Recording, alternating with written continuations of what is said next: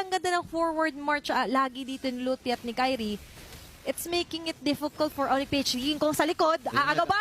Ay, nakuha! Nakuha ni King Kong yung Lord! Pero doon sa may gilid, siya ang hinahabol. Sa kabilang panig naman si Lutfi ang pinupuntiran ng mga memory ng Onyx Philippines. Okay. Isuko na ba ni King Kong? Ilalaban na nila to. Nagamit yung precision shot para makakuha ng kahit papanong HP. Ibigay na lang nila lahat kay Kelra. Oo, kasi sa ngayon, Kirk is continuously target. Uy, sinama! Ay! Sinama! Ay! Sinama naman sa Pilipinas! Dito ka naman sa... Tras muna siya si Kyrie. Ay nandito din sa may bandang ibaba. Ang gold standard nakikipagsabay. Kirk yung matrasin. Napag-isakan first para kay Severo. Nakasan rin yung hard card. Ngayon ibabalik sa gilid. Ito si Kyrie at si King Kong. Nakuha yung Lord. Kailan hindi tumama yung... na rin ang mga supporters ng Onyx Indonesia. Fed on Earthsight from Sans. Bibitawan lang nila dito. Lutfi with those pokes. At ngayon, pag-isaman po, bibit-bitin na rin dito si Lutfi. Nakasalib yung hard guard, pero kaya bang isustain? Hindi!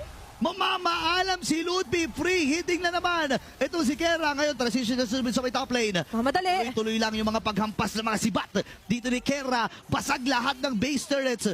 Pwede atang tapusin ito. Nag-aantay lang sila ng wave. Pag may isa pang nakuha dito sila Brusco, pwedeng-pwede. Super Friends actually still has multiple layers na pwede niyang i-deliver dito. Onyx ID onto the defense. Nilatag namin na Dersek! Okay, nagamit din yung Purify ni Sabero. Labag-isaman force, pero parang delikado ata ako ni Philippines. Ayun yung counterplay. Mula dito kay Super Prince. Saan sinakuha ng kill? Habang si Kela free hit lang naman.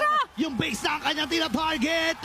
Dahil ang ganda ng forward march lagi dito ni Lutfi at ni Kyrie, it's making it difficult for Onyx PH. King Kong sa likod. Aagaw ba? Ay, nakuha! Nakuha ni King Kong yung Lord! Pero doon sa may gilid, siya ang hinahabol. Sa kabilang panig naman si Lutfi ang pinupuntiran ng mga memory ng Onyx Philippines. Okay. Isuko na ba ni King Kong?